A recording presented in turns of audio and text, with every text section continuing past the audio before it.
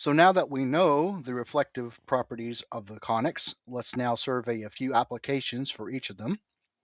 And we'll start with hyperbolic reflectors. One application is in Cassegrain telescopes, where a hyperbolic mirror is used to reflect the light towards the eyepiece, which is the second focus of the hyperbola. Another application is in concert halls, where hyperbolic surfaces are used to direct or disperse sound. So next, we'll look at some applications of ellipsoidal reflectors. One application is in medical lithotripsy, which is literally rock breaking, where a patient's kidney stone is positioned at one focus of the ellipse and a source for a shock wave is positioned at the second focus. Another application is in acoustic and electromagnetic engineering, where microphones or antennas placed at one focus can isolate signals originating from a specific source, thereby effectively filtering out noise from other sources. And finally, we'll look at a few applications of parabolic reflectors. Probably the best well known is the satellite dish. But another application is in car headlights and searchlights, where a parabolic reflector allows for a very concentrated beam. At this point, we can recognize conics from their standard equations, but we want to be able to recognize them from their most general equations. And so we need to determine what the general equation for a conic looks like. But first, we need to establish the formula for the distance from a point to a line. So we'll state this as a theorem. The distance from a point, P, with coordinates x sub naught, y sub naught, to the line, ax plus by plus c is equal to 0, is the absolute value of the quantity a times x sub naught plus b times y sub naught plus c, all divided by the square root of a squared plus b squared. So proof, we will use vectors. So we have a line that has the equation ax plus by plus c is equal to 0. And we have a point with the coordinates x sub naught, y sub naught. So our first step is to find a particular point on the line, and we'll call that point P1. Any point will do. So we'll choose the point with the coordinates coordinate 0. And so if x is 0, then y is negative c divided by b. And so we can form the vector v from the point on the line to the point P. And that vector has components x sub naught minus 0 and y sub naught minus a negative c over b or plus c over b. So our next step is to project the vector v onto a vector normal to the line and a vector that is normal to this line is the vector n with components which we can read directly from the line a, b. That is, the normal vector has a slope that is the negative reciprocal of the line. And so when we project the vector v onto the normal,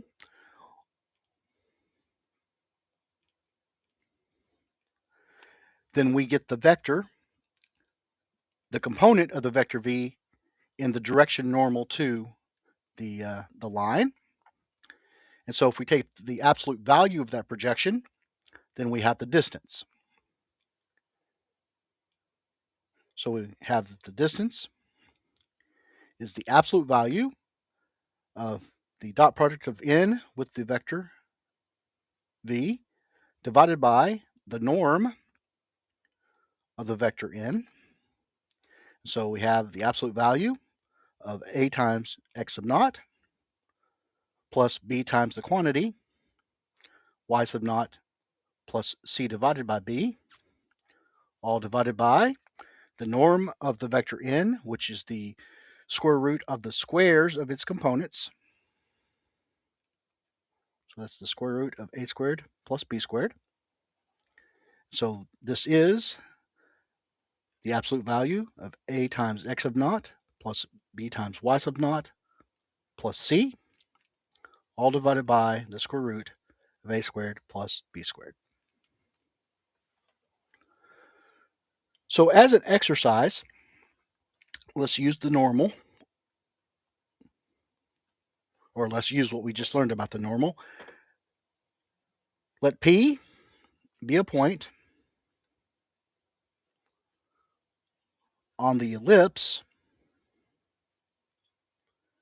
x squared over a squared plus y squared over b squared is equal to 1 if the point P has coordinates a cosine t, b sine t. Determine the equation of the normal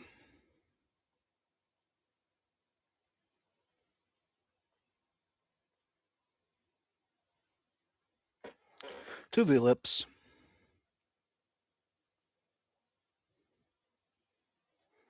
at the point P. Okay, so now a new theorem. Any conic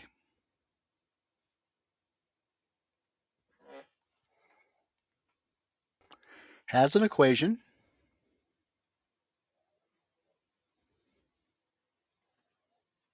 of the form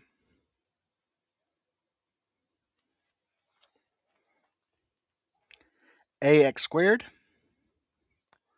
plus b times x times y plus c y squared plus f times x plus g y plus h is equal to 0, where the coefficients a, b, c, f, g, and the constant h are all real numbers, and not all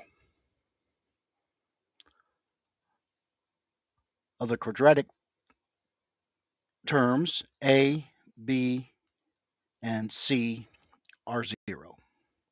Not all are 0. Proof?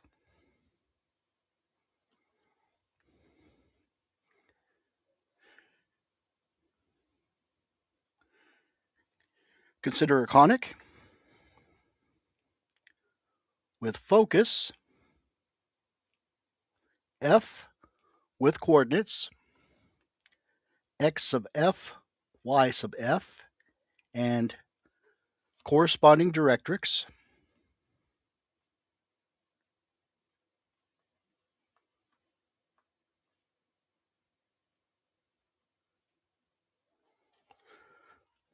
the line ax plus by plus c is equal to 0.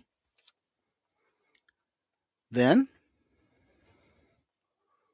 for any point P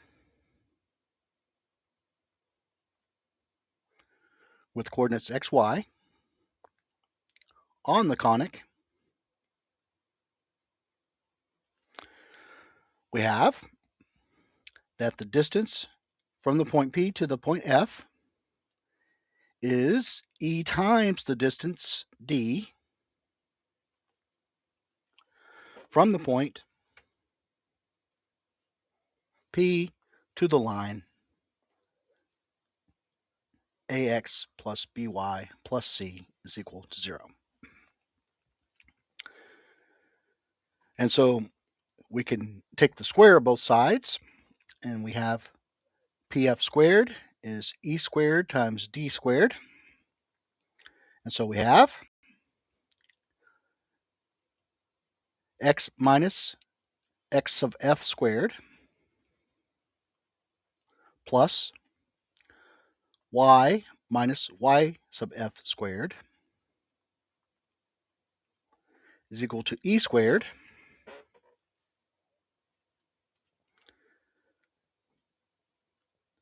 times a x plus by plus c quantity squared divided by a squared plus b squared.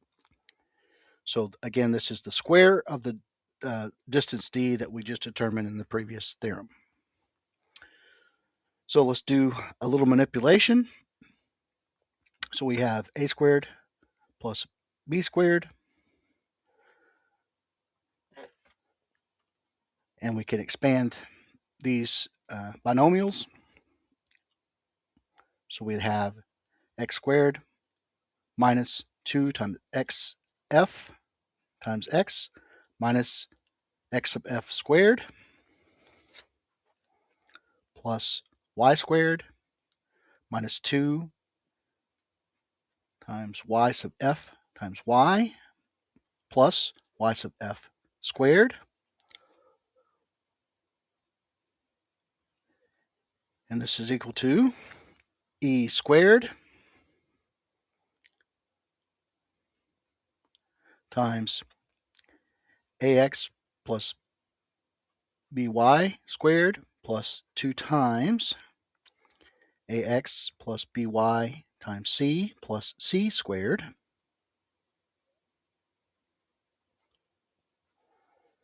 And let's continue to expand the right-hand side.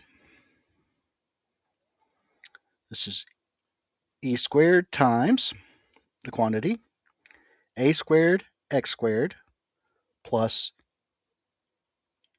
2 times a times b times x times y plus b squared y squared plus 2 times a times c times x plus 2 times b times c times y plus c squared. And so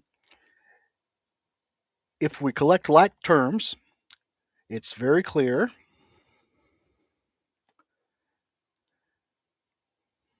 that this equation has the form a x squared plus b times x times y. We do have a cross term here, x times y, plus c times y squared plus f times x plus g times y plus h is equal to 0. Further, not all of a, b, and c can be 0, since otherwise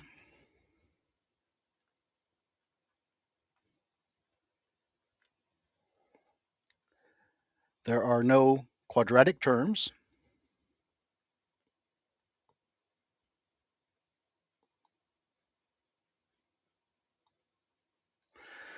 and therefore no conics.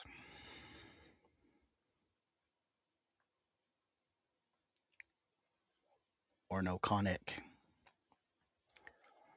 Okay, so that completes the proof. So notice that the theorem states that any conic has an equation of this form. We're not yet ready to show the converse of this theorem, which is that any equation of this form is a conic. But it is important to notice that any conic has this form. In particular, degenerate conics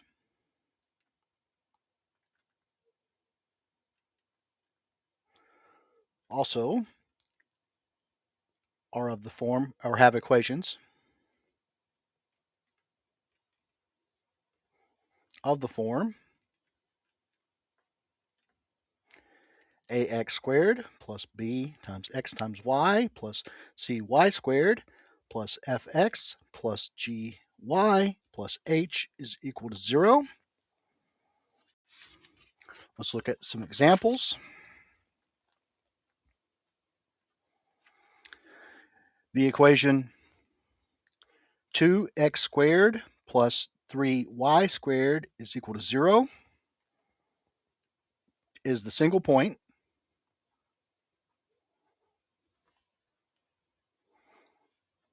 0, 0. That is the only solution to this equation.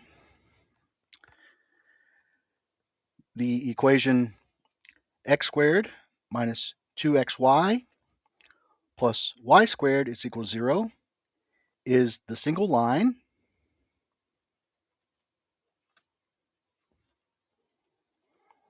Y is equal to x, since x squared minus 2xy plus y squared is the binomial x minus y squared. And the equation x squared minus y squared is equal to 0 is the pair of lines.